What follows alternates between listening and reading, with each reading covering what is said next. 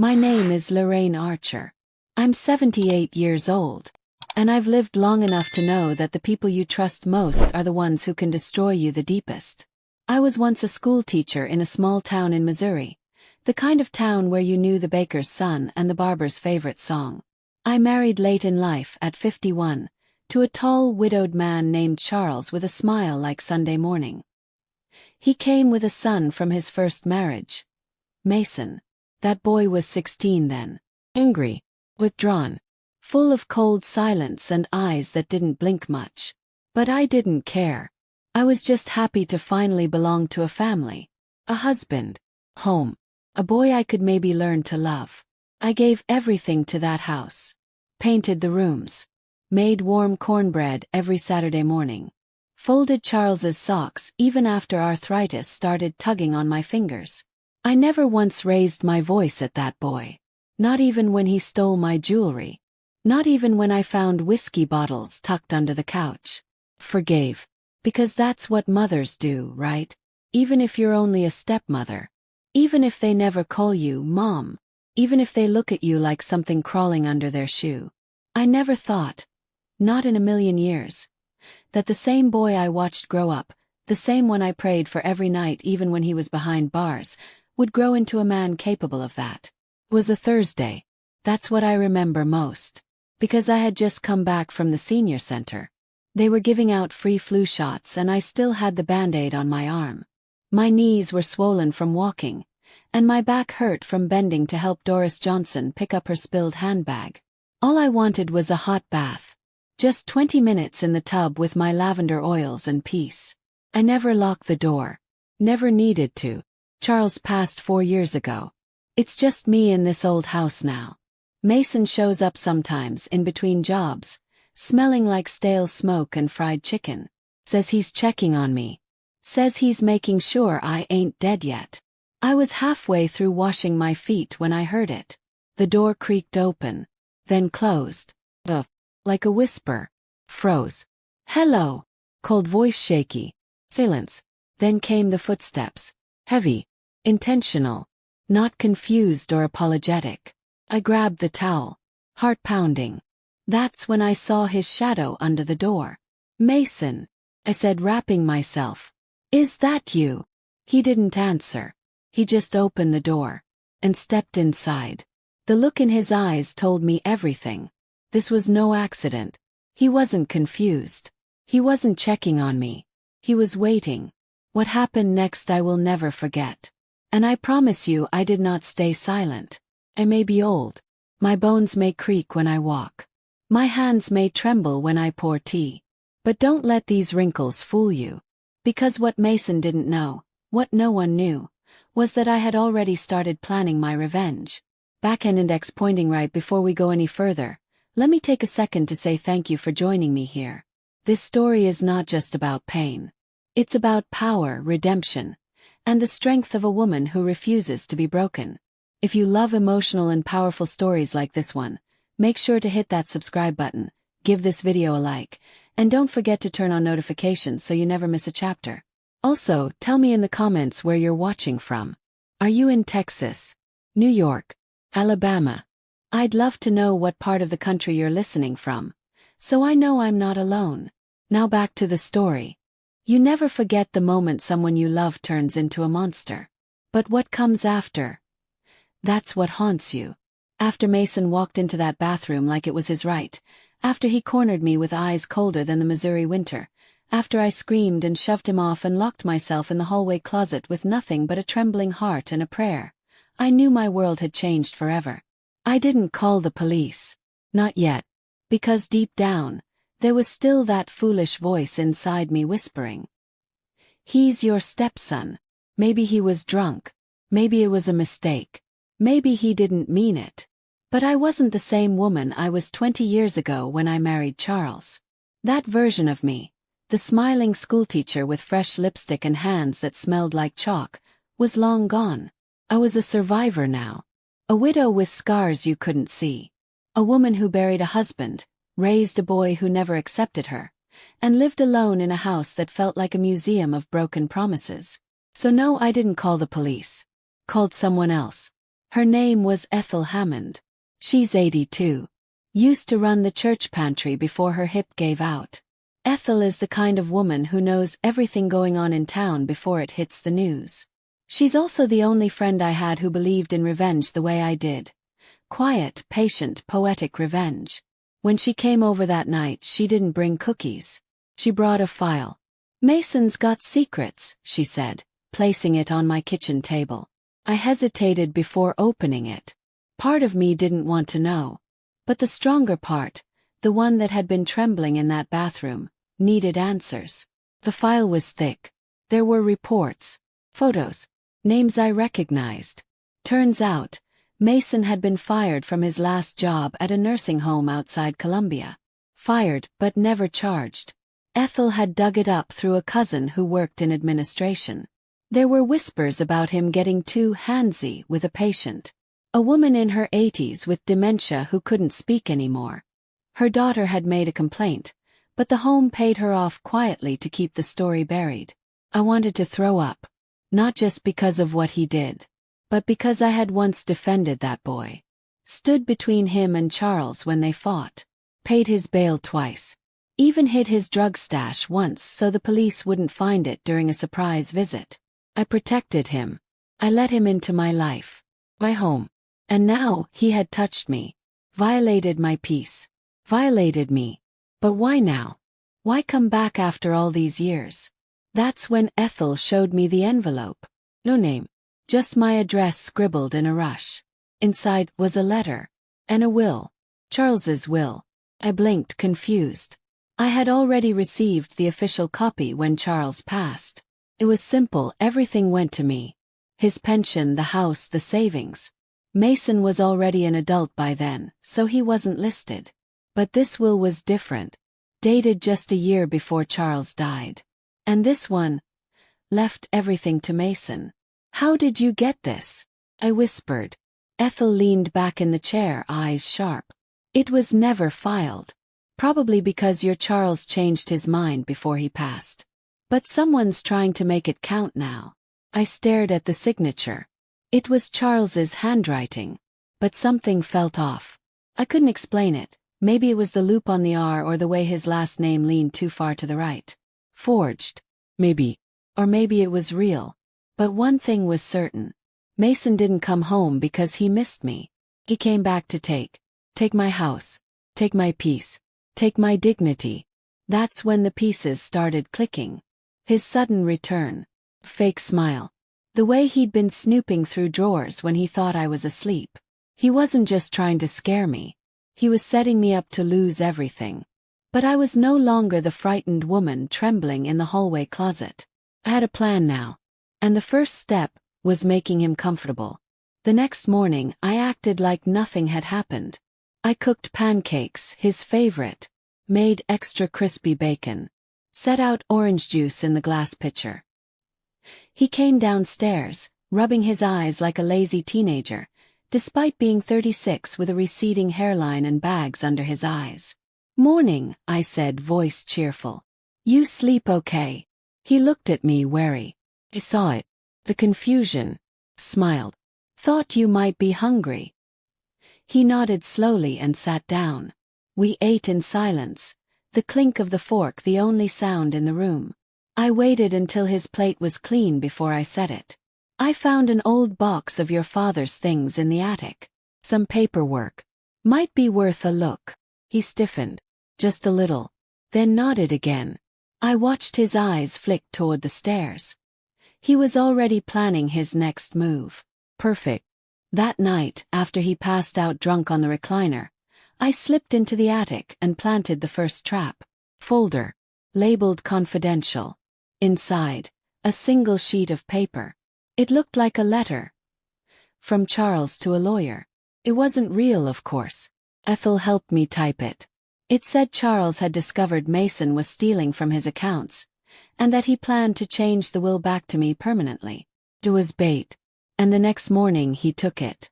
I heard him in the attic. Rustling. Ripping. He thought he was so clever. But what he didn't know was that I had hidden a small nanny cam in the vent.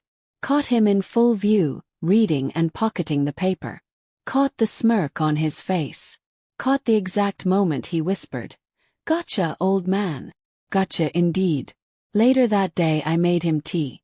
Sat across from him and said, "I've been thinking. Maybe it's time we talked about the house. I mean, what happens if I pass?" He leaned forward, too eager. Too fast. I watched the greed spill across his face. "Yeah," he said. "We should get it sorted. Don't want the state taking it." He thought he was winning. He thought he had scared me into submission.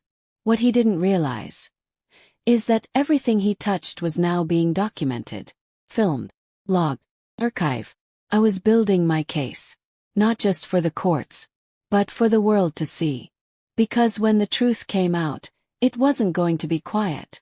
It was going to be loud and devastating for him. But I wasn't done yet. 'Cause 2 days later, someone else showed up at my door. Someone I hadn't seen in 15 years. Her name was Melanie. And she had a story of her own to tell about Mason. One that would change everything. I hadn't seen Melanie in over 15 years. She was just 21 the last time I saw her. A skinny girl with big dreams and a soft voice. Always wearing oversized jackets even in summer. She used to date Mason, back when he was still pretending to be normal. When I opened the door and saw her standing there on my porch, my heart stopped. She looked different now. Stronger. Older. Her blonde hair was pulled back in a bun, and she wore no makeup. Her face had the kind of tired that doesn't come from work or age, but from pain. "Lorraine?" she asked. I nodded, gripping the doorframe for balance. "Melanie." She gave a small, sad smile. "I heard Mason was back. And I thought, maybe you should know what he did to me." I stepped aside, letting her in. My hands trembled, but not from fear anymore. From the knowing. The knowing that I wasn't crazy. The knowing that what happened in the bathroom wasn't an isolated thing. The knowing that this wasn't just about me anymore. We sat in my living room. She didn't touch the tea I offered. Just stared into her lap, her voice steady as she spoke. "It started when I was 19, she said. "We had just started dating. He was charming at first. Brought flowers to my apartment. Helped my mom fix her roof. Said he wanted to marry me one day." He nodded. I remembered that version of Mason. The mask he wore in front of others. The mask that cracked the moment no one was watching. "He started showing up at my job," Melanie continued. "Unannounced. Just watching. He didn't want me talking to any male customers. Even if they were 60. He'd grab my phone and delete numbers. Once he locked me in my own car for 2 hours because I wouldn't tell him who I had lunch with. My throat tightened. I saw it in her face. She wasn't just recounting facts. She was reliving it. Then she paused. Looked up at me. "Lorraine," she whispered. "He got me pregnant." The silence in the room was heavy. I didn't speak. I didn't move. She took a breath, and I saw her lip tremble for the first time. "He pushed me down the stairs when I told him." Closed my eyes. That night in the bathroom, his face. The look in his eyes. It all made sense now. Melanie wiped her eyes and looked around the room. I thought I was crazy. I thought maybe I did something wrong. That it was my fault. But then I heard from someone in Colombia. A woman who worked at a nursing home. I sat up straighter. "You know?" Yes. She nodded. "She said he touched her mother. That he got away with it. Then I heard he moved back here." Melanie leaned forward. "I couldn't let him do it again." I opened the drawer next to me and pulled out the folder. Ethel's file. The nanny cam footage. The fake letter Mason took from the attic. Melanie flipped through it all. Her face changed as she saw the evidence. "You're building something," she said quietly. "I'm building justice," I replied. That night we made a plan. Not just to stop Mason, but to expose him. To everyone. The next morning, I told Mason I wanted to take a trip into town. He offered to drive like he always did when he thought it made him look useful. He had no idea Melanie was upstairs, watching through the hallway camera I installed. We stopped at the bank. I pretended I needed help accessing my pension account. While I was inside, I handed a sealed envelope to the bank manager. Inside, a copy of Mason's forged will, and the footage of him sneaking around my attic. Then we stopped at the grocery store. I forgot my purse and had him pay for the groceries with his card, just as planned. That receipt would prove he had been in town, despite what he later claimed. Everything had to be timed perfectly, because I knew what was coming, and it would come soon. 2 days later, Mason cornered me again, this time in the basement. He slammed the door shut and yelled, "I know what you're doing." I didn't flinch. He was shaking, his face red, spit forming at the corners of his mouth. "You've been talking to people. You think I don't know?" "I know you know," I said calmly. "And I know everything." His jaw clenched. And then, for the first time in my life, I saw something behind his anger. Fear. He was losing control.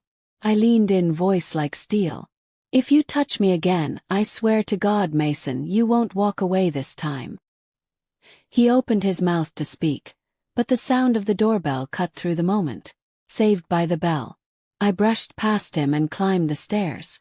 At the door stood Melanie. And behind her, a sheriff. "Lorraine Archer?" the sheriff asked. He nodded. "We received a complaint about a forged document involving your late husband's estate. Mind if we come in?" Smiled. "Please do." What happened next is hard to describe. Mason was arrested.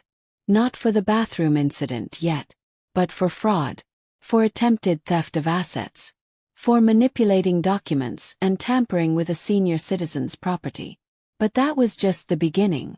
Because when they found Melanie's medical records, and the other women started coming forward, they reopened everything. As they led him away in handcuffs, Mason looked back at me. He still didn't understand how I had done it. How an old woman, quiet and slow, had brought him down. But that was the beauty of it. He underestimated me. And he paid the price. But it's not over yet. Because what I discovered next, hidden in Charles's locked chest in the attic, changed the story all over again. Something about Mason. Something even I didn't see coming. And it made me question everything. Even my husband. After the sheriff's car disappeared down the long gravel road, and the dust settled behind it like a bad memory, I closed the front door and locked it slowly. My hands were steady, my breath even. But inside me something cracked wide open. I should have felt peace, victory, relief.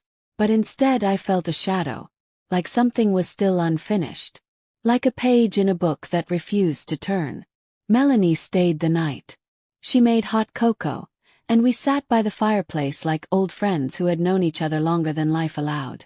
She asked if I'd ever forgive Mason. I didn't answer, because I didn't know. The next morning I went back to the attic. It had rained the night before. You could hear the drops echoing in the gutters as I climbed the creaky pull-down ladder. The light bulb up there flickered, always did, but I didn't need much light. I knew what I was looking for. Charles's old chest. He kept it padlocked during our marriage. Said it held war medals, love letters from his late wife, and papers too boring to read. I never questioned it. Never opened it. After he passed I meant to donate it, but something always stopped me.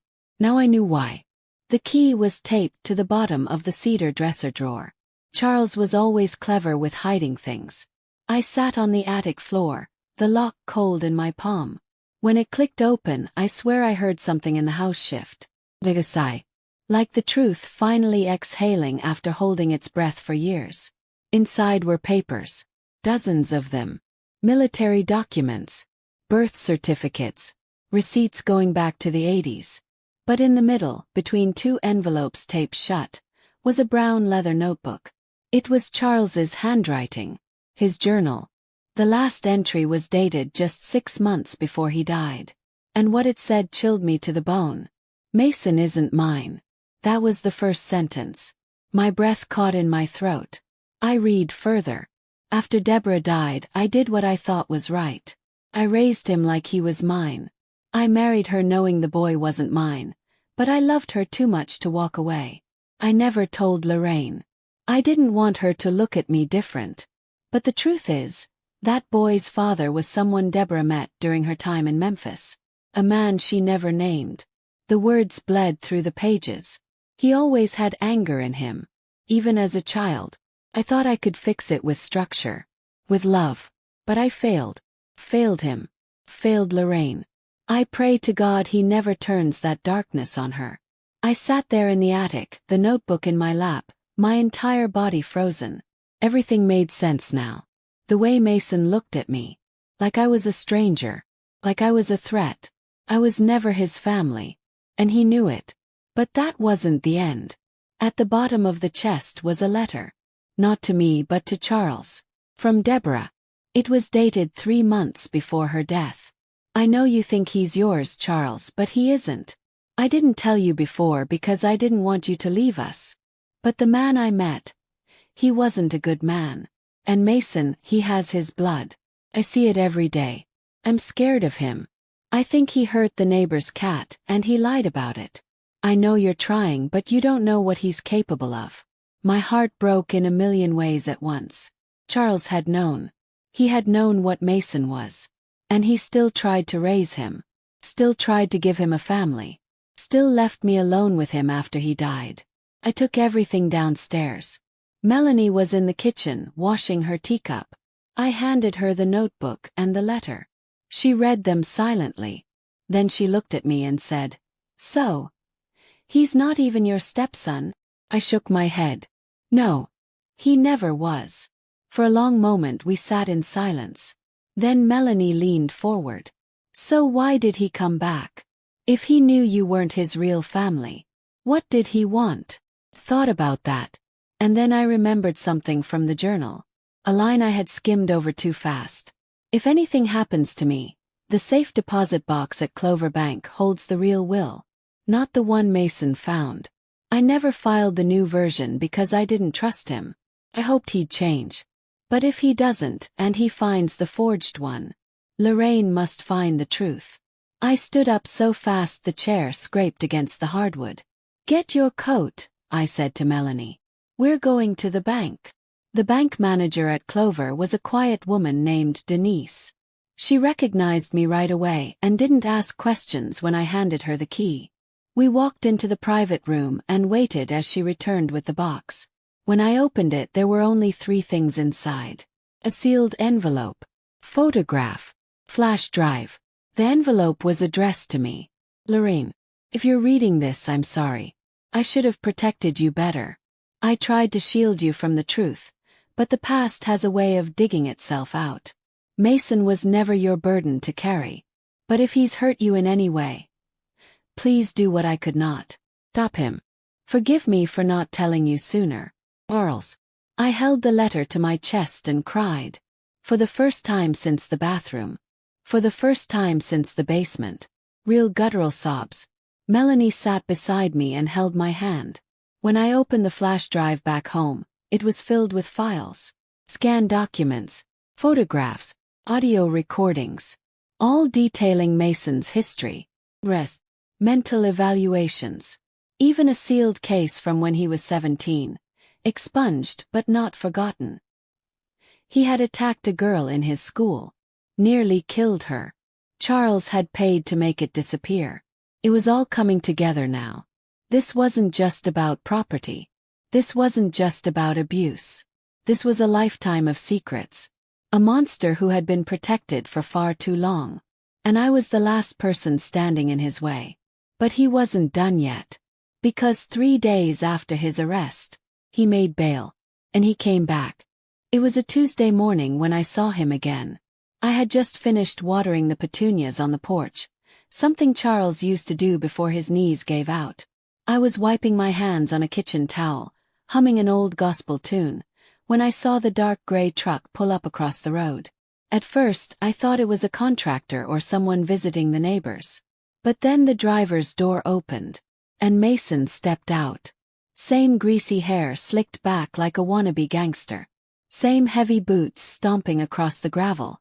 Except this time, he wasn't smiling. He stood by the mailbox, hands in his pockets, eyes locked on me like a wolf spotting a wounded deer. He had made bail. And he came back here. Back to me. I didn't panic. Not this time. I done my crying. Done my hiding. Done my doubting. This time I stood tall. I looked him dead in the eyes from my porch and said, "You shouldn't be here." He didn't move. Didn't blink. "Who's going to stop me?" he asked. Later that day, Melanie called the sheriff's office, but they told us the same thing they always do. He made bail. As long as there's no restraining order, we can't stop him from being on public property. Public property. That's what they called it now. The space between my heart and the man who violated it. I didn't tell Melanie the worst part. He didn't just stand there. He left something behind. Tucked into the side of the mailbox. Hidden behind a flyer for roofing repairs. Was a photo of me. From the bathroom. From that day. He had taken a picture. And he wanted me to know it. Melanie begged me to stay with her. To leave the house. Pack a bag and run. But I said no. This was my home. The walls I painted. The floors I scrubbed. The garden I planted with Charles. I wasn't going anywhere. Not this time. I had let him take enough already. But I knew I couldn't face him alone. So I called someone else. His name was Preston Bell. Charles's old friend from the army. A quiet man with a bad hip and a big truck. He lived out on the edge of town and ran a small security company. Retired now but still sharp. Still strong. Still loyal. When I told him what happened, he didn't say much. Just nodded and said, "I'll be there in the morning." He brought with him a box of equipment. Cameras, alarms, motion sensors. In 2 hours, my house had more eyes than a casino. Mason must have noticed. Because that night I found a dead crow on the porch. Its wings twisted. Its neck snapped. Just like the cat Deborah had mentioned in her letter. Melanie couldn't sleep. She paced the living room, holding her mug like a shield. "This man is dangerous," she whispered. "He's not going to stop. You know that, right?" He nodded. "I know." She sat beside me on the couch. Her hand found mine. "I'm scared, Lorraine." I turned to her and said, "Good. Fear keeps us alive. But it's not enough to survive anymore," I added. "This time we end it." The next morning I filed for a restraining order. And I filed something else too. Something Mason never saw coming. Filed a civil suit. Using every document, recording, and testimony I had. Not just for harassment. Not just for attempted assault. But for emotional terrorism. My lawyer, a sharp woman named Raina with a voice like thunder, took one look at the flash drive Charles left and said, "He won't see sunlight when we're done." Mason disappeared for 2 days after that. And just when we thought maybe the storm had passed, he came back. Not to my porch, but to the church. Sunday morning, I was walking into St. Paul's with my cane in one hand and Melanie beside me when I saw him, sitting 3 rows from the back, wearing a clean shirt, singing the hymns like he belonged there. Father Jordan kept glancing at me during the sermon, like he didn't know what to do. Half the town didn't know what Mason had done. The other half didn't want to know. But I was done being quiet.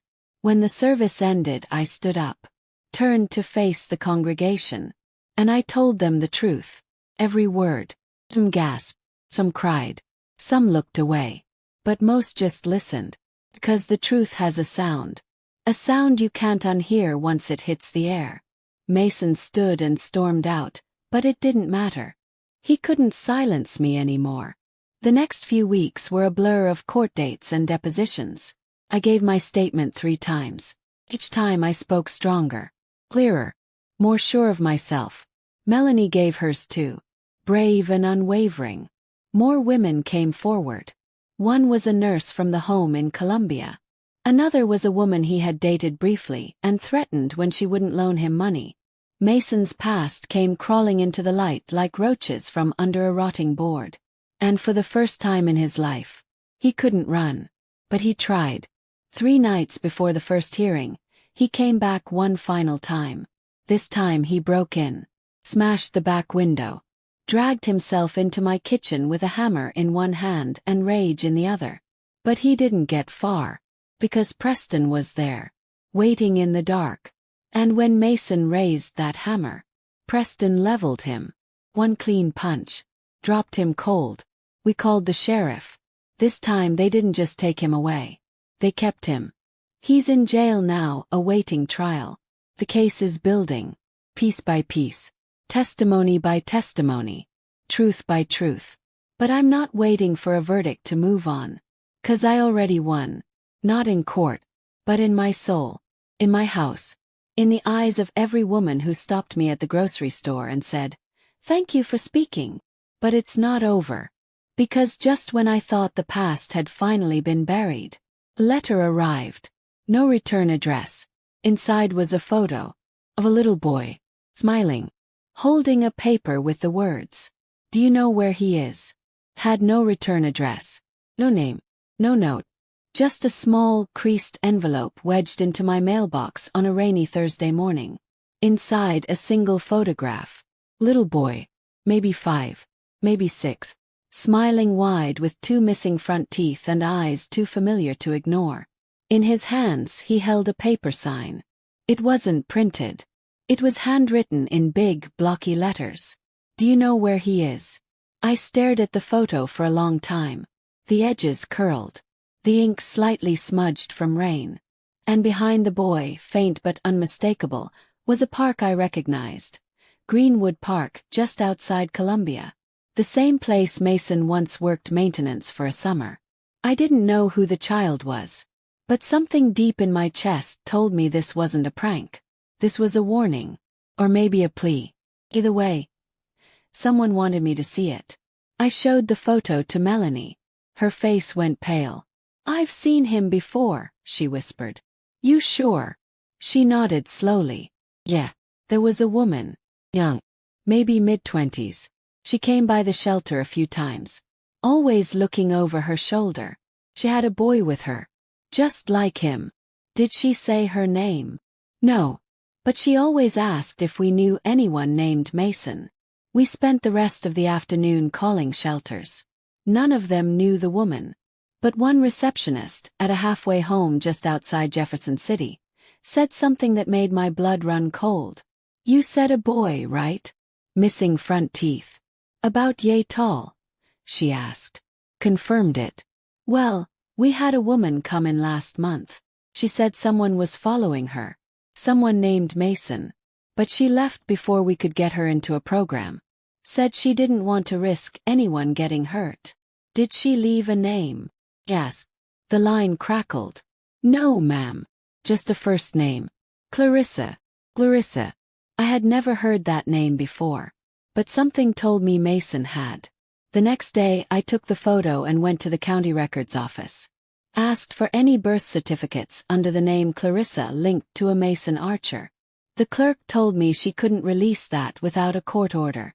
But on my way out, a younger clerk, no more than 25, caught up with me in the hallway.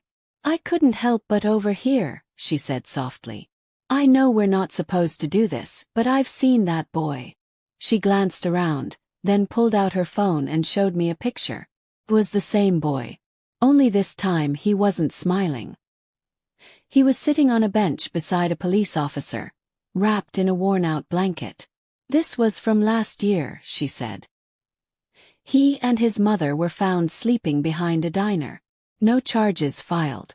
She said they were running from someone. Wouldn't say who. I pointed to the photo. "Was that here?" "Yup. But they left. Disappeared. No forwarding address." That night, I sat by the fire and stared at the photo again. If Mason had a child out there, why didn't he say anything? Why didn't anyone know? Unless he didn't know. Or worse, he did know. And he was hiding it. Melanie made a pot of tea and sat beside me. She looked tired. All this had taken a toll on her too. "What if that boy is Mason's son?" she asked quietly. I didn't answer right away. Instead, I reached for the journal Charles left behind, the one I had nearly memorized. And I found the line I was looking for. "There's more darkness in that boy than I can name. He doesn't know how to love." only how to own. My voice cracked as I read it aloud. Melanie leaned in. Then maybe that woman. Clarissa, she escaped. Maybe that's what he's been looking for. I nodded slowly. Maybe the house wasn't the only thing he came to take back. The next day I went back to Preston. Told him everything. Photo. Boy. The name Clarissa. He listened quietly, then stood from his porch chair and said, I think I know someone who can help. That someone was a private investigator named Ruth Ann Kane. A wiry woman in her 60s with a memory like a steel trap and a voice like gravel. She used to work cold cases out of Chicago before retiring to the slower pace of Missouri life. Ruth Ann took the photo, studied it for 30 seconds, then said, Give me a few days. While we waited, Mason's court date approached. The town was buzzing. The local paper ran a short story. Just a headline. Man faces multiple charges involving elder abuse and fraud. But people knew. And whispers were louder than shouts in a place like this. Then, 3 days before the trial, Ruth Ann called. I found her, she said. She's in Springfield. Living under a different last name. Working nights at a diner. The boy's name is Eli. Is he safe? Yes. Depends on your definition. They move a lot. She's scared. Will she talk to me? There was a pause. She might. But only in person. So I went. 4 hours by bus. My knees hurt. My back ached. But I went. Because this boy, Eli, he didn't ask for this life. And neither did his mother. If I could help them. Maybe I could do one thing right in all this mess. The diner was small. The kind where waitresses still call you hon, and the floors smell like bleach. I sat in the corner booth and waited. Clarissa walked in from the back, spotted me and froze. She didn't run. She didn't cry. She just walked over, cautious but steady. Are you Lorraine? She asked. He nodded. I heard about you, she whispered. She sat down slowly. And then she said something I'll never forget. I think we're both survivors of the same man. We talked for hours. About Mason. About the night she left. About how he'd promised to keep her safe, but turned violent when she got pregnant. How he'd tried to isolate her. Control her. Threaten her. Just like he did to me. Just like he did to Melanie. She left the night he hit her in front of the baby. She never looked back. Till now. When I told her what he did to me. To others. Her eyes filled with tears. I always thought no one would believe me, she whispered. I reached across the table and took her hand. I believe you. And I'm going to make sure he never touches either of you again. She agreed to testify. Not in court, not yet. But to the prosecutor. To help paint the picture. To add to the truth we were building. When I returned home, the sky was dark and quiet. Melanie met me at the porch with a hug. She saw it in my face. You found her. He nodded. And the boy. He's beautiful. That night I slept for the first time in weeks. 'Cause now I had a new purpose. Not just revenge. But protection. Not just for me. But for Eli. For Clarissa. For Melanie. For every woman who had ever been told to keep quiet. But we weren't done yet. Because just 2 days before the trial, I received another letter. No envelope. Just a folded piece of paper on my porch. It said, You think this is over? You have no idea what I've got left. The trial began on a bright Monday morning, the kind that should have smelled like new beginnings. But in my chest, it felt like standing at the edge of a cliff. Courtroom 3A of Clay County Courthouse smelled like dust and old wood. The benches creaked when people shifted. The air buzzed with whispers. Some came to support me, others just came for the drama. Small towns don't get many trials like this. Mason walked in wearing a navy suit that didn't fit right and a smirk that curled my stomach. He looked at me from across the room and winked. The nerve. The evil in that man's face, even behind that polished exterior, hadn't dulled one bit. But I wasn't the same woman he had cornered in the bathroom. I had survived his threats, his mind games, his filth. And today I was going to expose him. My lawyer, Raina, was dressed in charcoal gray. She moved like thunder through that courtroom, quiet but powerful. She laid out everything with surgical precision. The forged will, the fake signatures, the footage from my attic, Mason's violent outbursts, the photo he left in the mailbox. The jury leaned in. So did the judge.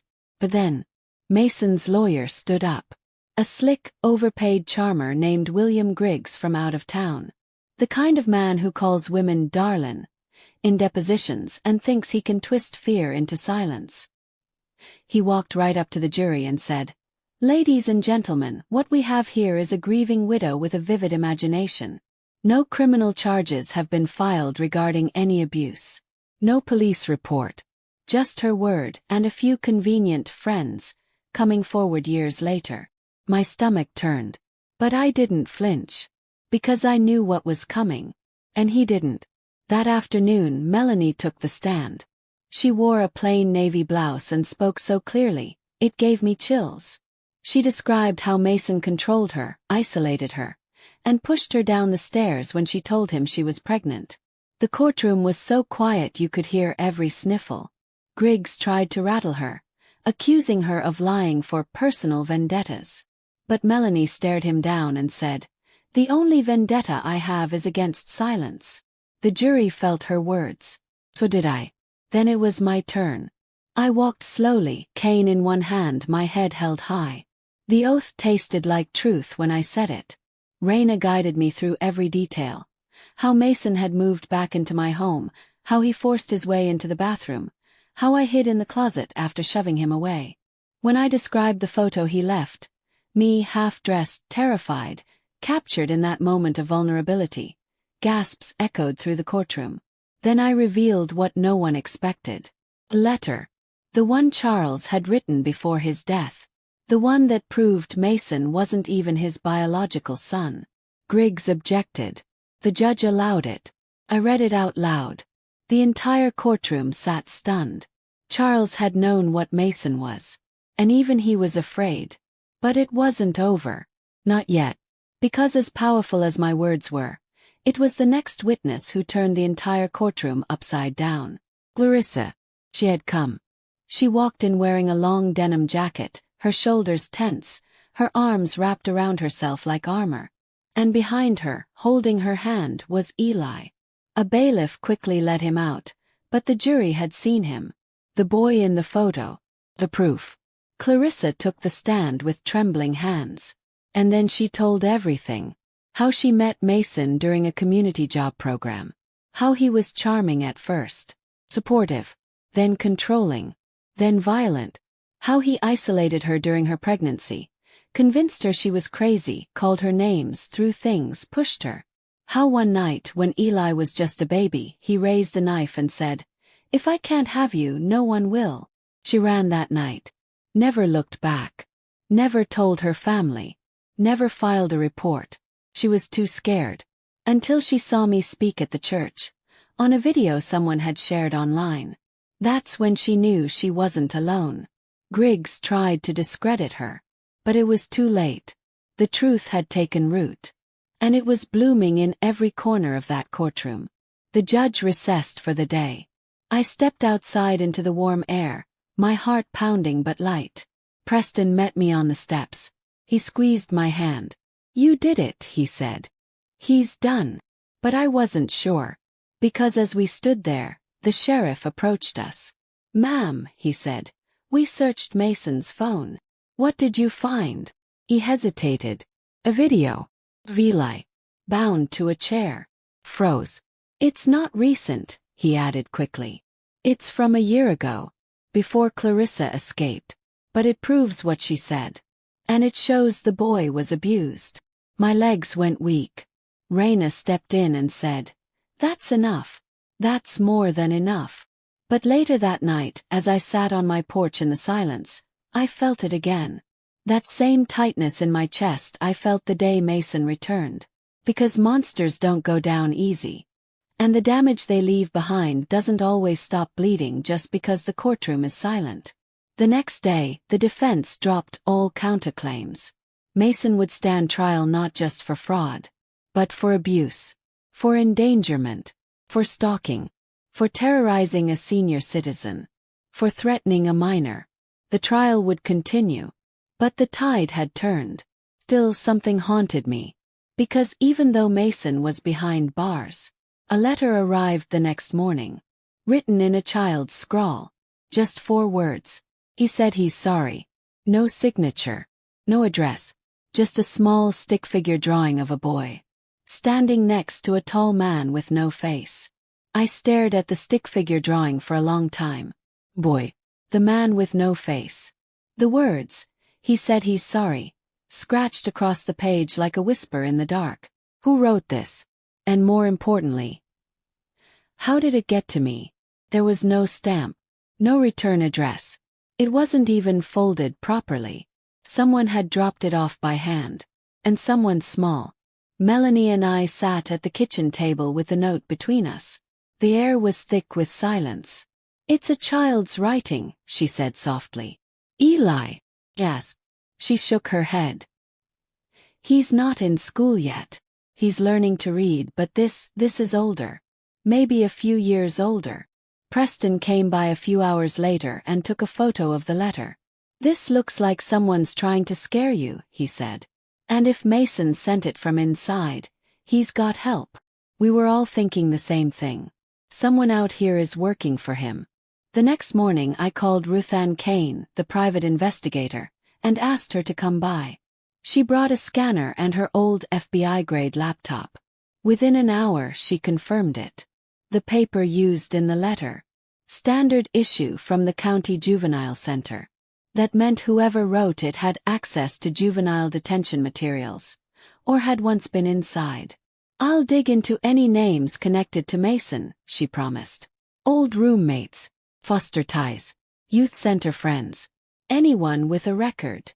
I nodded, but deep down my gut already knew. This wasn't over. Mason had planted seeds long before we ever knew he was dangerous. Clarissa called me that night. She was crying. Someone was watching our house, she whispered. A boy. Maybe 11 or 12. He didn't speak. Just stared from the tree line. I ran outside, but he took off. He paused. He dropped this. He texted me a photo. It was another stick figure drawing. This time 3 figures. A woman, a child, and a man holding a hammer. All standing in front of a house that was clearly mine. And written across the bottom. He said to watch. He said to wait. He said she'd scream again. I couldn't breathe. I locked every door that night. Every window. Set Preston's motion sensors around the yard. Melanie stayed with me on the couch, a baseball bat by her side. You think Mason groomed this kid? She asked quietly. Maybe. Why? I looked at her. And I said the truth I hadn't wanted to face. Because monsters breed monsters. The trial continued that week, but something had changed in me. I wasn't just testifying anymore. I was preparing. Because this wasn't just a court case. This was war. The next morning Ruthann called. I found a match, she said. Name's Kellen Jones. 15. In and out of juvie since he was 9. Theft, breaking and entering, vandalism. Guess who used to be his mentor? Through the county youth outreach program. My heart sank. Mason. Yup. From 4 years ago. When Mason lived in Colombia. Ruthann sent a photo. A boy with messy hair, hollow cheeks, and eyes far too old for his face. He's missing, she added. Ran from his foster placement last month. And now he's here, I whispered. I brought the drawing to the sheriff. He promised to keep an eye out. But what good were eyes if they always looked the other way? So I took matters into my own hands. That night I left a note on my porch. To the boy. To Kellen. I didn't say his name, but I hoped he'd know it was for him. You don't have to listen to him. You don't have to hurt people to survive. Come talk to me. No cops. Just you and me. Food's inside. The door will be unlocked. I left a peanut butter sandwich and a bottle of water beside it. Then I waited. All night. Nothing. But the next morning. The sandwich was gone. And a new note was in its place. He's angry. He says you lied. He says there's more. I took it straight to Ruthann. She ran it for fingerprints. Partial match. Mason Archer. He'd handled that note. Which meant he wasn't just giving orders. He was still communicating.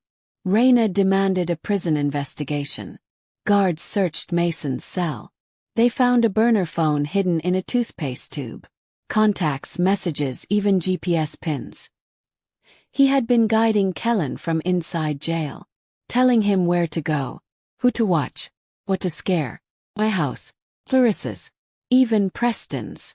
And then the worst message of all. When I say go, you make her bleed. Don't miss this time. Mason was immediately placed in solitary confinement. But damage had already been done. He had unleashed a child to carry out the hate he could no longer act on. And now that child was loose in our town, watching me, waiting. The sheriff issued an alert for Kellen. But it was too late. Because that night, I heard footsteps outside my window. Not heavy, like fast. I got up, heart pounding, and pulled back the curtain. No one. Then I walked to the back door. Opened it slowly. There on the porch sat a pair of torn shoes. And beside them, a notebook. Inside were sketches. Dozens of them. Stick figures mostly. One of me. One of Clarissa. One of Melanie. All surrounded by flames. One drawing showed the courthouse. With a circle around it. And the word boom. Called Preston immediately.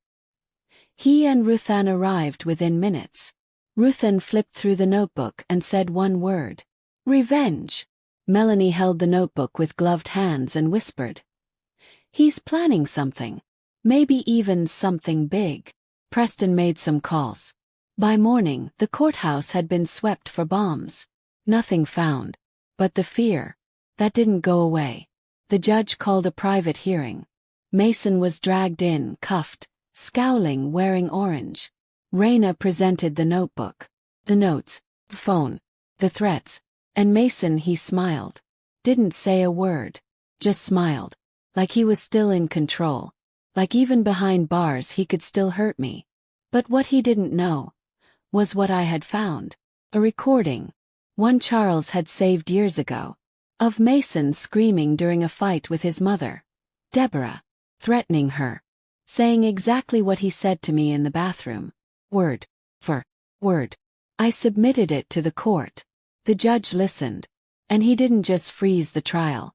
He upgraded the charges. But that night, I received one final note. No drawing this time. Just words. Scrawled in black marker.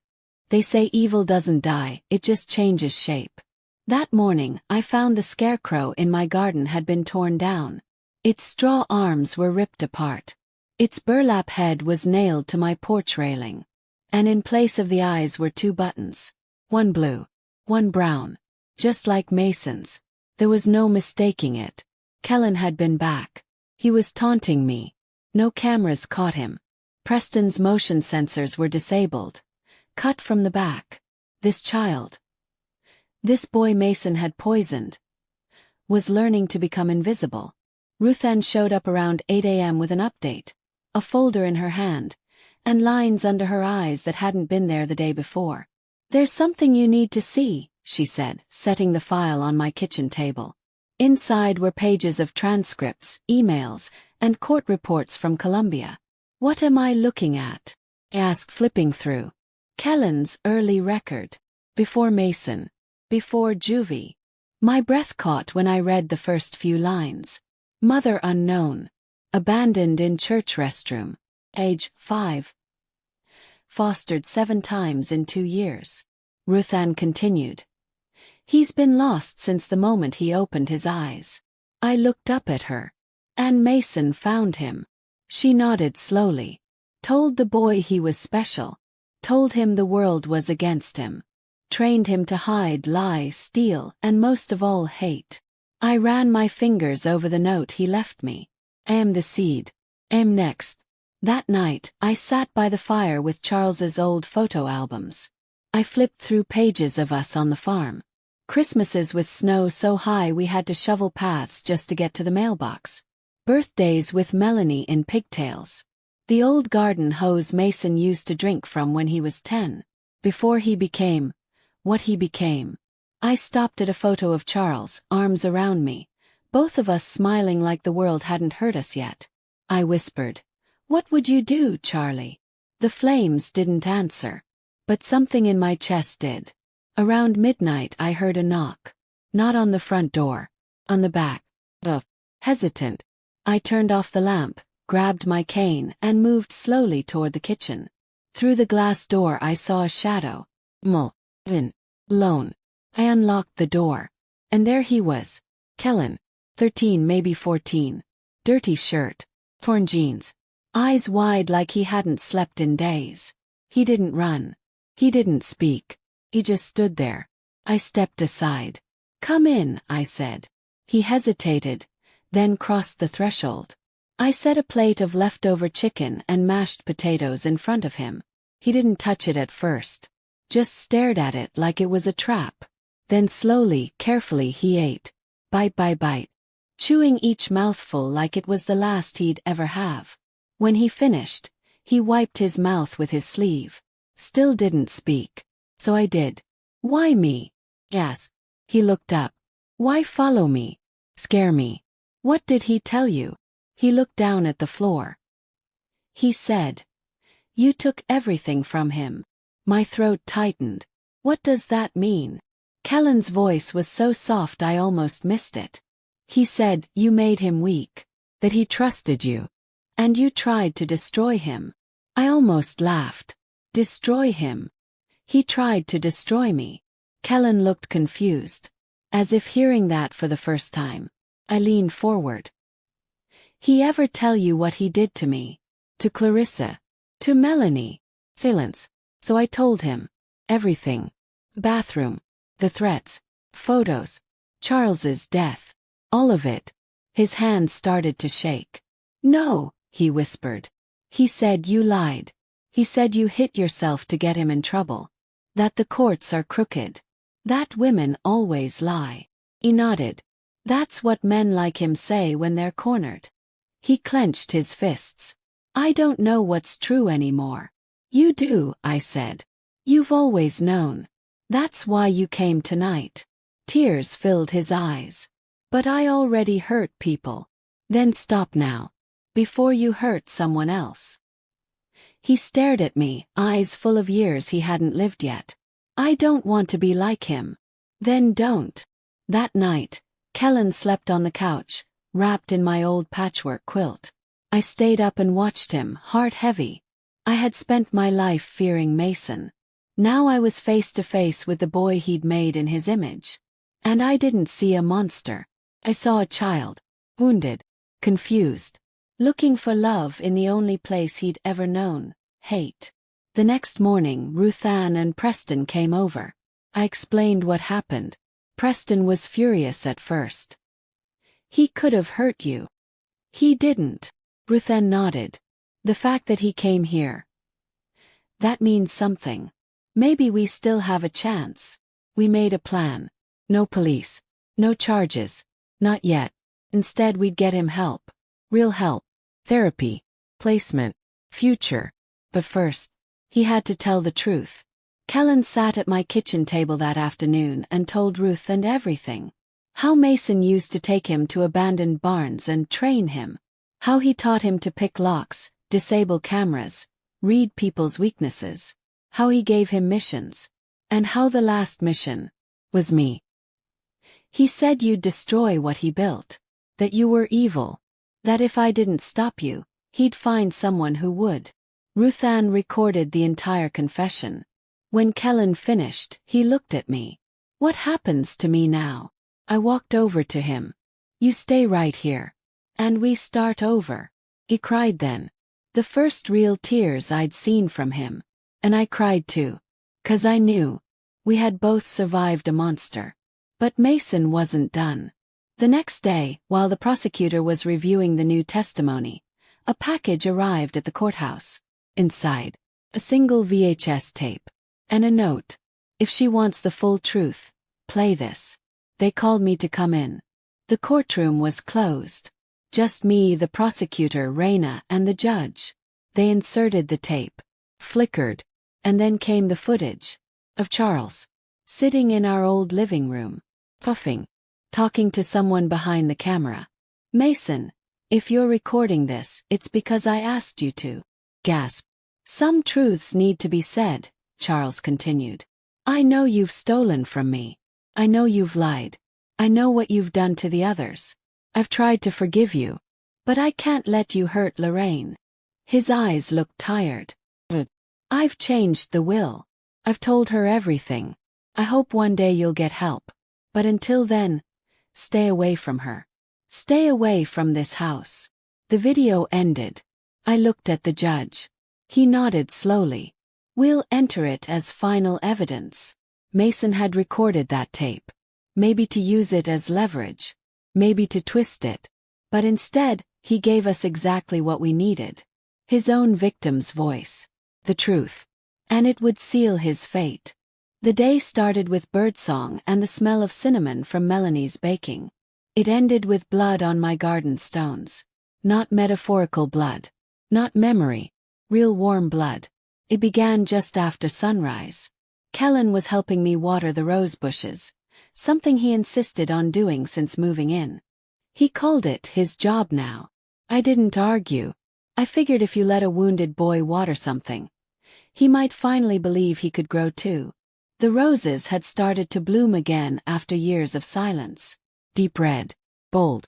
Like they had something to prove. Around 9 a.m., Preston came by with coffee and a grim look. They moved Mason, he said. Where? Private correctional facility in southern Missouri. They claimed it was a safety precaution after the VHS tape surfaced. I frowned. Safety for who? Him. Preston nodded. He's in solitary, but he's got lawyers crawling all over. They're pushing to get the trial dismissed based on emotional bias. They're going to fail, I said calmly. But my hands didn't stop shaking.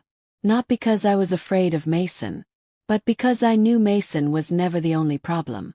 That evening, while Melanie cooked dinner and Kellen read an old Hardy Boys book by the fireplace, I heard a knock. Not on the door. On the side of the house. Like fingers tapping on glass. I walked to the window in the laundry room and looked out. There was no one. But something caught my eye. Mark. Spray painted in black on the garden stones. A red X. Right over the place where I used to kneel and pray when Charles died. I grabbed a flashlight, opened the back door and stepped out. That's when I saw it. A second X by the porch swing. Then another by the shed. Followed the trail. 6 marks in total. All around the house. Encircling it. I called Preston. He came fast. Faster than usual. With 2 deputies. They took photos. Measured shoe prints. Narrow. You think Kellen? Preston started. No, I cut in. He's been inside all evening. I'd bet my soul on it. Preston nodded. Then someone else is carrying out instructions. I whispered it before I even realized I had. Mason still has soldiers. That night I didn't sleep. I sat in my chair with the porch light off, shotgun resting across my lap. Charles bought it for me after a rabid coyote attacked one of our chickens. I never thought I'd use it for people. But the fear in my chest wasn't just for me anymore. It was for Melanie. For Kellen. For anyone still in Mason's blast radius. At 3:47 a.m. it happened. Glass shattered. Not upstairs. Not the living room. The kitchen. I moved fast. Quiet. But Kellen was faster. He ran to the kitchen and screamed. I followed behind him, heart pounding. The kitchen window was broken. Blood smeared on the sill. And on the floor. Melanie. Crumpled. Her head bleeding. A deep gash on her arm. Breathing but unconscious. Kellen fell to his knees beside her. No, he whimpered. No, no, no, no. Called 911. Then I cradled her head. She was still breathing. But barely. The sheriff came with lights flashing. Melanie was rushed to the hospital. Ruthann arrived just as they were loading her into the ambulance. She took one look at the blood trail and said, "This wasn't random. This was instructional." They knew her routine. Later that morning, Kellen sat on my porch, knees tucked to his chest. He didn't cry, just stared. I brought him tea and sat beside him. "You're thinking it's your fault," I said. He didn't answer. "You didn't hurt her, Kellen." "He did. And whoever he's got out there, they're doing his dirty work." He turned to me, eyes hollow. "I was the dirty work." "No. You were a child." I touched his shoulder gently. "You're a child." That day, Ruthann pulled every string she had. We found something buried in Mason's old financials. Payments to a woman named Danica Rowan. $600 a month. For nearly 3 years. We ran her name. She'd been arrested twice. Burglary, assault, and now, no fixed address. But a receipt found in her last known motel room tied her to the same spray paint found on my stones. Ruthann's theory was chilling. Mason is offering money to people he trained. Ex-cons. Troubled teens. Runaways. People with no roots. They worship him. And one of them came for Melanie. Melanie survived the night. Stitches. A mild concussion. Fractured arm. When she woke up in her hospital bed, the first thing she whispered was, "Don't let him win." I held her hand and smiled through tears. "I won't." That week, security was doubled around my house. Kellen stayed close, never more than a room away from me. One afternoon, I found him scrubbing the red X marks off the stones. He didn't speak. He just cleaned, and cleaned, and cleaned, until the last stone was clear. But the worst wasn't over. Because 3 nights later, Kellen disappeared. He left no note. No clothes missing. Just gone. His bed unslept in. Window open. A small circle drawn in pencil on the glass. I knew what it meant. He went after Mason. Ruthann confirmed it. She'd intercepted a coded message from inside the prison. Someone, likely a crooked guard, had told Mason, "The boy wants in. Shall we welcome him home?" I collapsed into Preston's arms. "He's going back into the fire," I whispered. "But this time," Preston said, "he's bringing the water. They say the dead don't speak. But Charles did." He spoke from beneath old floorboards, behind locked drawers, between the pages of things I thought I'd already read 1,000 times. And what he said changed everything. It had been 2 days since Kellen disappeared. The sheriff called it a voluntary disappearance. I called it a rescue mission. He was heading for Mason. And he thought he could stop this all by returning to the one man who nearly destroyed us. My soul was hollowing with worry. Barely ate. Barely slept. But something told me, deep down, that Kellen hadn't gone back to surrender. He had gone back for answers.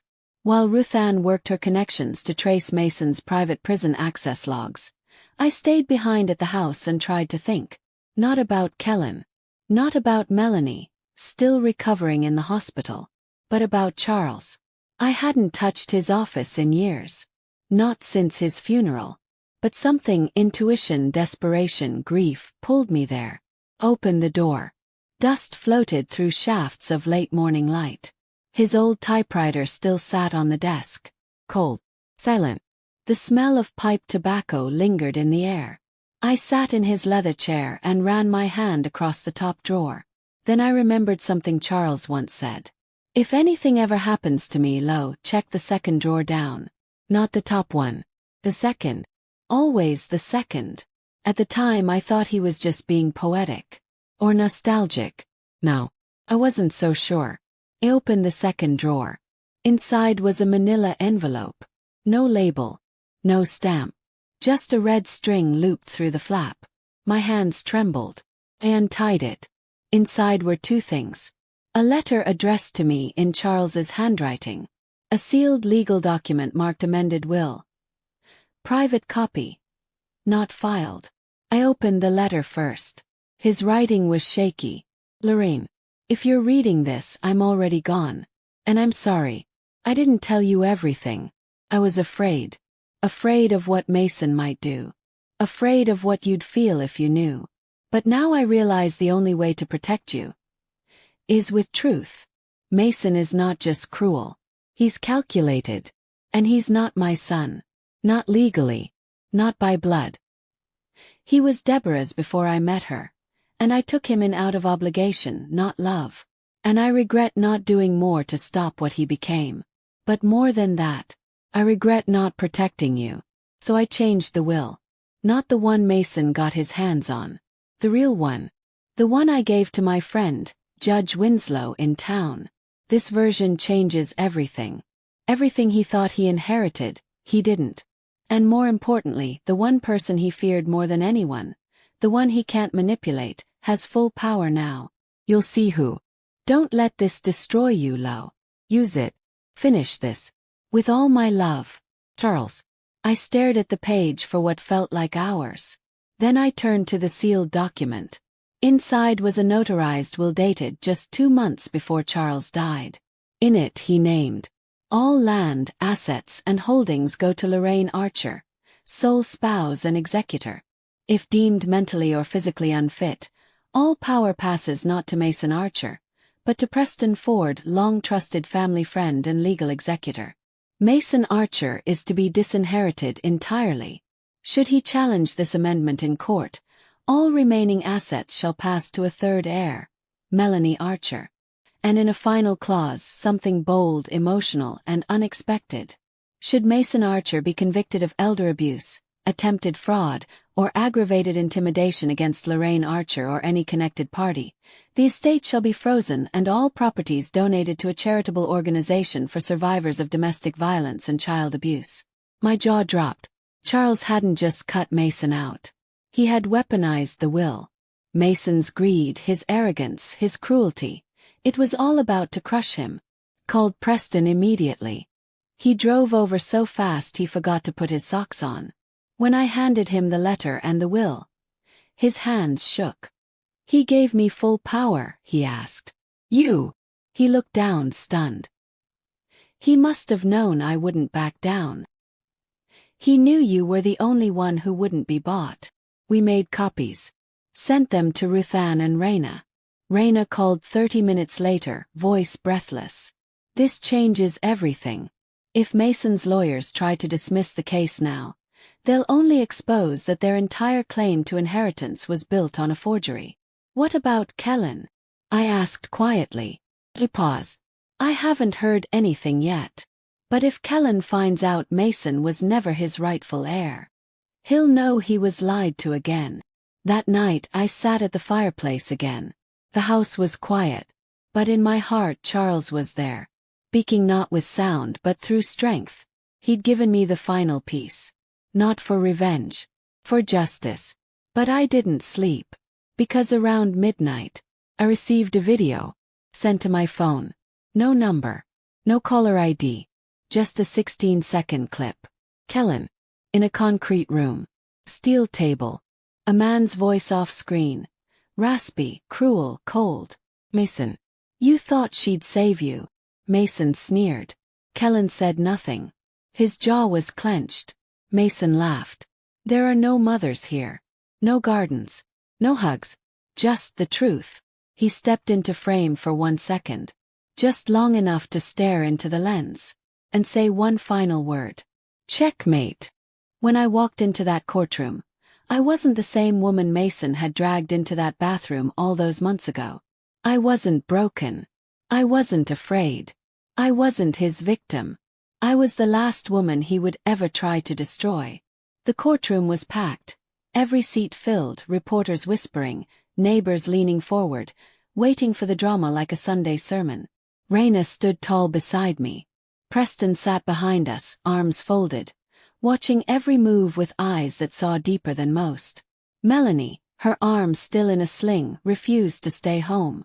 She sat near the back, her eyes fixed on Mason like she was willing him to dust. But what none of us expected was the moment Kellen walked through the side door, flanked by U.S. Marshals. There was a gasp. One juror clutched her chest. Kellen wore clean clothes.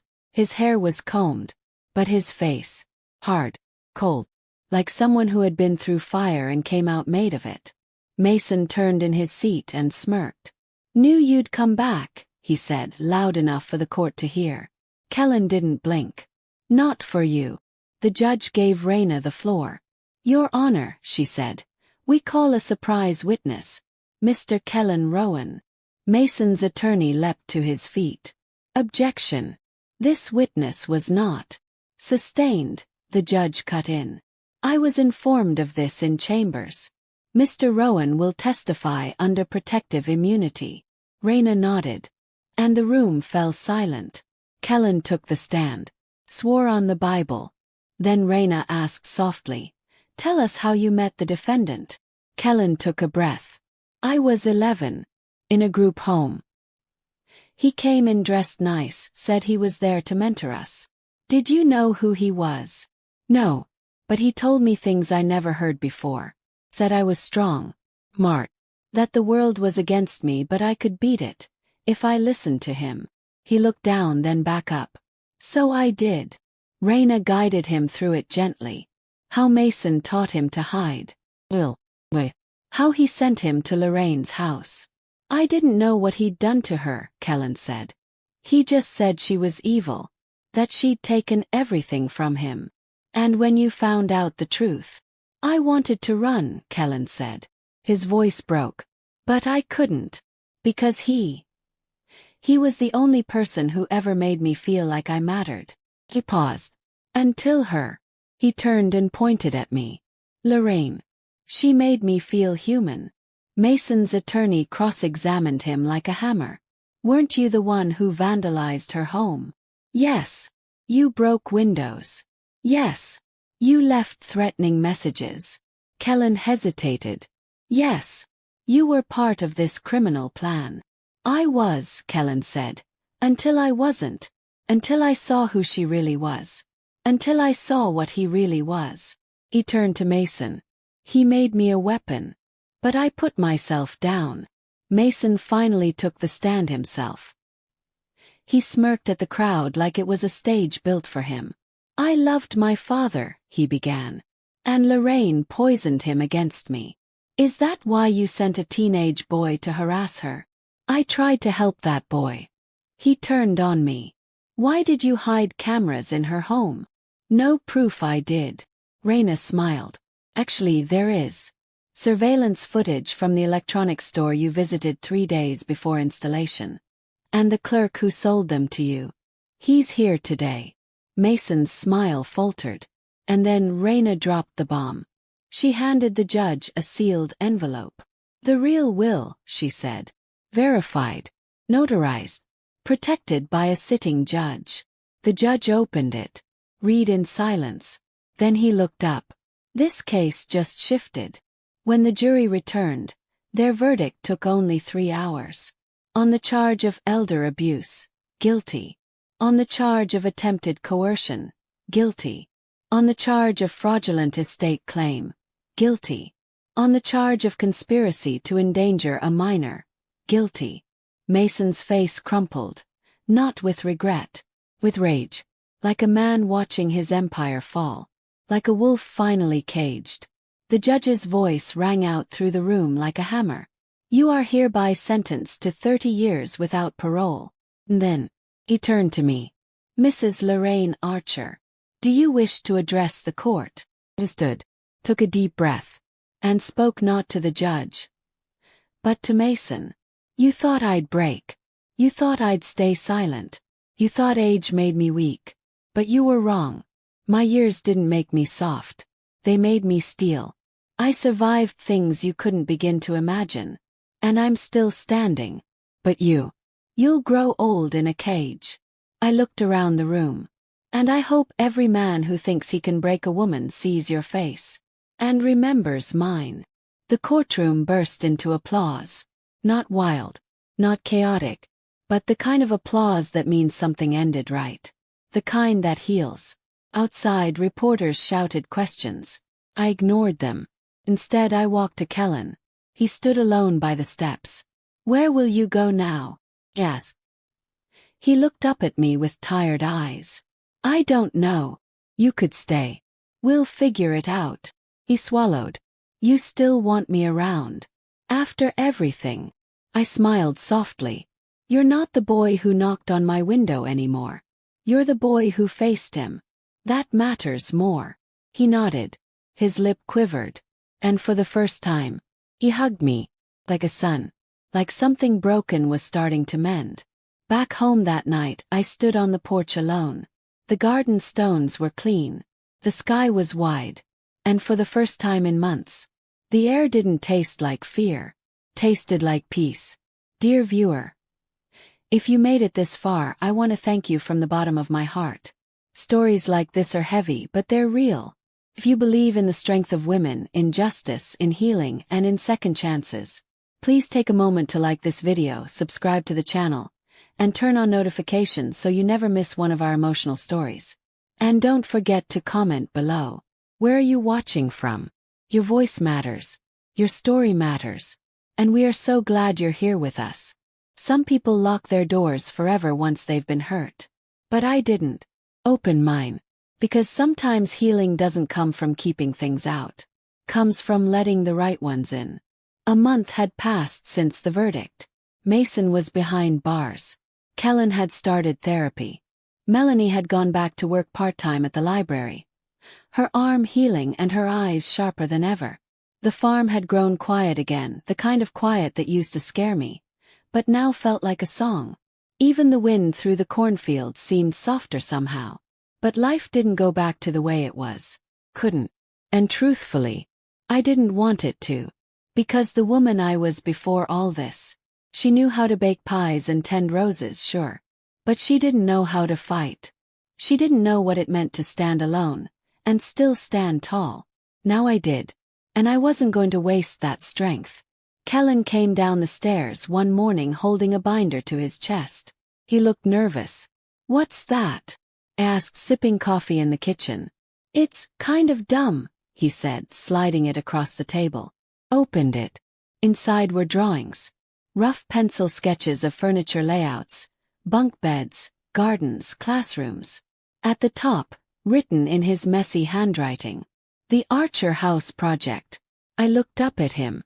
You want to start something? He nodded slowly. A place for kids like me. Kids nobody wants. Not just another shelter. Real home. With gardens. And rules. And safety. Blinked stunned. Where'd you come up with this? He smiled shyly. You did. We spent the next 2 weeks brainstorming. Kellen would draw, and I would write ideas in the margins. We took old storage spaces and converted them. The barn. It became a rec room. The side lot. A garden just for the kids. The upstairs attic. Study area. Melanie donated books. Ruthann brought used computers. Preston offered to patrol the road every evening. Just in case. But it was Clarissa who surprised me the most. She drove up in her old dusty sedan, unannounced, parked in the gravel, and stepped out with tears in her eyes. I was cruel, she said. Waited. I blamed you. When really, I was just too scared to face the truth about my brother. I said nothing. She held out a check. For the house project. It's everything I could spare. I took it with both hands. And for the first time in years, we hugged. Word spread. What began as an idea turned into a mission. 2 teens showed up the next week. One from out of state, one from just down the road. A pastor sent them saying, if anyone can help, it's that woman with fire in her bones. By the end of the month we had 6 kids. Each one came with ghosts. But each one left a little lighter. I remember one night in particular. I walked out to the porch just before sunset. The kids were in the yard, laughing over something Kellen said. Preston was sitting in a lawn chair, sipping iced tea. Melanie was pulling weeds from the tomato patch. Clarissa was inside sorting books. And for a moment, just one sweet moment, I imagined Charles beside me, rocking in his old chair, nodding. This, I whispered, is what we were always meant to build. But peace never lasts long when you've lived through hell. 3 weeks later I received a letter. No return address. No stamp. Just left in the mailbox. Inside was a single sentence typed. The house may be open, but the wolves are always watching. There was no signature, but I knew exactly who it came from. Mason may have been behind bars, but his legacy still had legs. I didn't show Kellen. Didn't show anyone. Instead, I kept the letter in the drawer beside my bed, right under Charles's last note.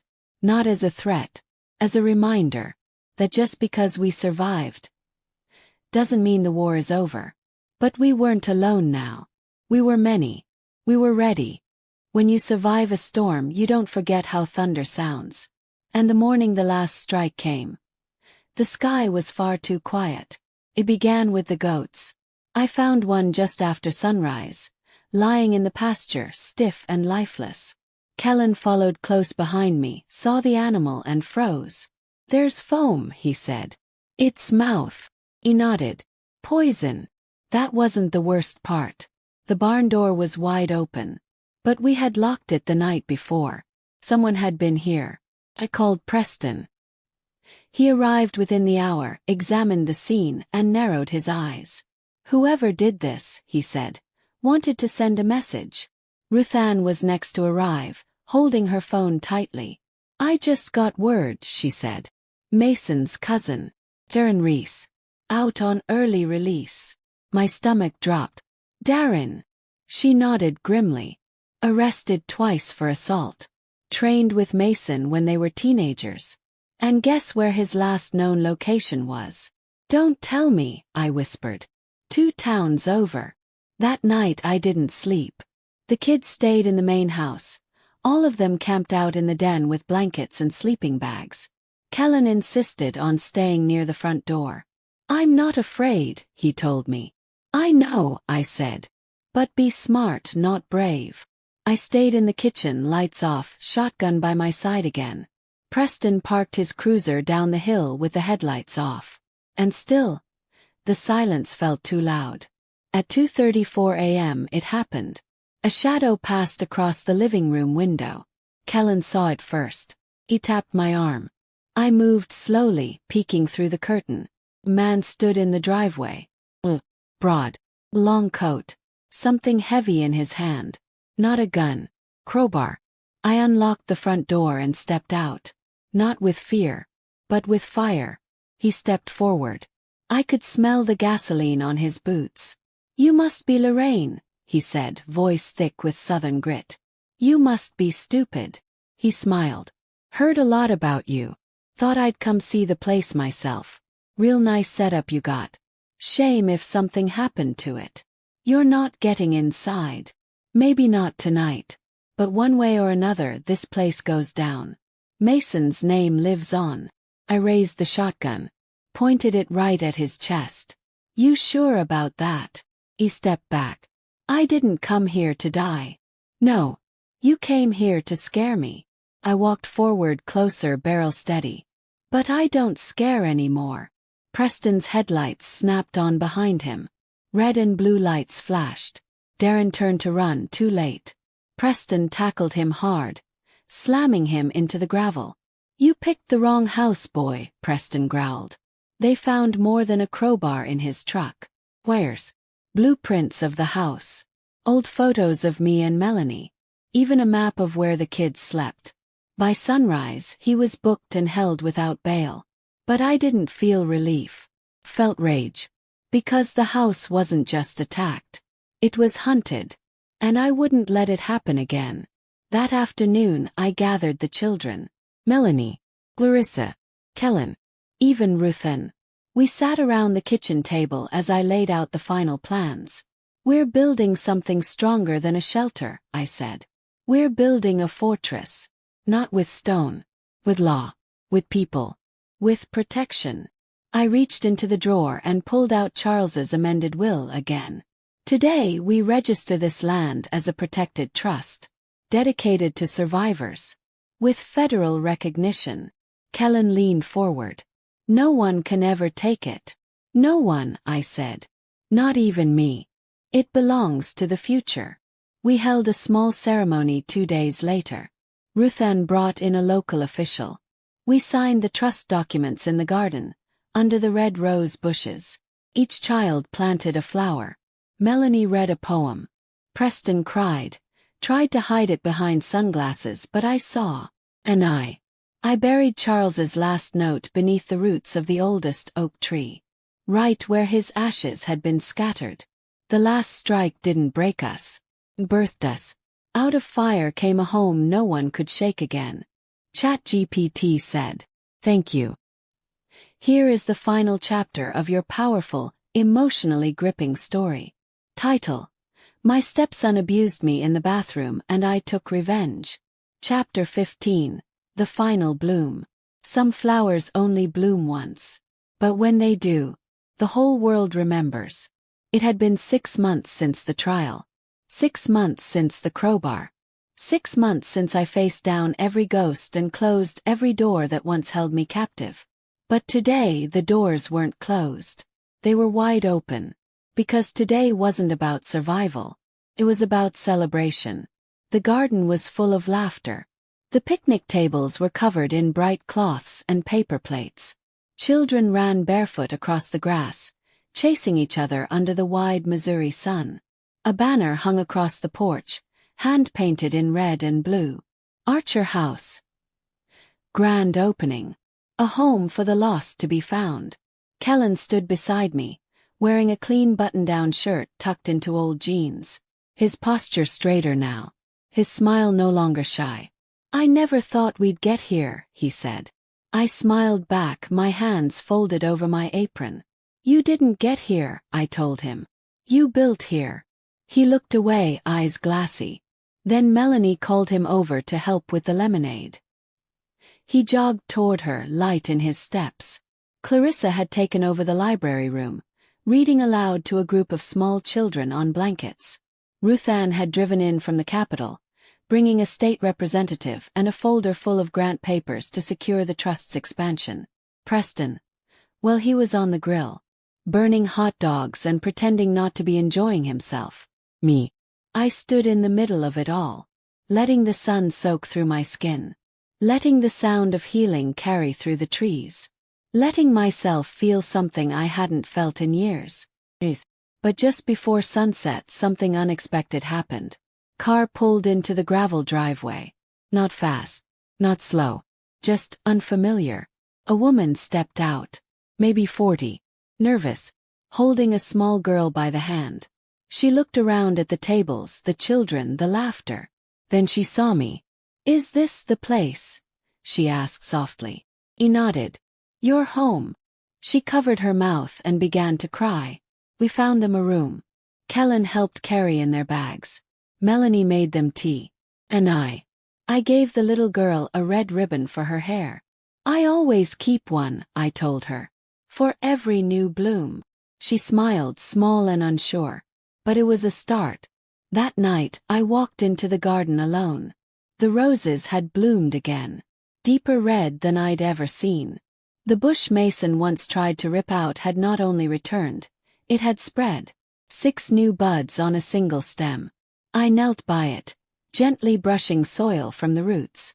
Then I whispered, "We did it, Charles. You and me." And for the first time in a long time, I let myself cry. Not out of pain, but out of joy. So if you're watching this, if you've been through fire, if you've been made to feel small, broken, or forgotten, let me tell you something. You're not too old. You're not too late. You're not too weak. You are still here. And that means you're strong enough to bloom again. No matter who tried to bury you. Thank you for watching this story. If it moved you, if it reminded you that strength has no age and healing has no deadline, please take a moment to like this video, subscribe to our channel, and turn on the notifications so you never miss another emotional story like this. And in the comments, let us know where you're watching from. We'd love to hear from you. 'Cause this channel is more than stories.